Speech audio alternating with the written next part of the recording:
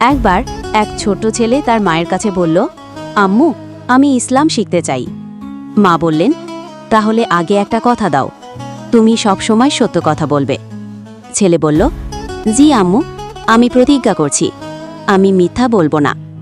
ছেলেটি তখন মাদ্রাসায় ভর্তি হলো, পড়াশোনা শুরু করল। একদিন স্কুল থেকে ফেরার পথে সে এক বাগানে ঢুকল আর একটা আপেল তুলে ফেলল।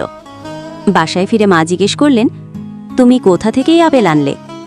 ছেলেটি কিছুক্ষণ চুপ থেকে বলল, আমি চুরি করেছি আম্মু, কিন্তু আপনি বলেছিলেন আমি যেন মিথ্যা না বলি, তাই আমি সত্যি বলছি। মা তাকে বুকে টেনে নিলেন আর বললেন, তুমি আজ যা করেছ তাতে আমি দুঃখ পেয়েছি, কিন্তু তুমি সত্যি বলেছ, এই জন্য আমি গর্বিত। সত্যবাদিতা মানুষকে বড় করে তোলে। এই গল্পটি এভাবেই শেষ হয়। এই গল্প থেকে আমরা শিখলাম যে সব সময় সত্যি কথা বলতে হয়। সত্যি কথা বললে কখনো ক্ষতি হয় না, বরং সম্মান বাড়ে আর জীবনে বরকত আসে।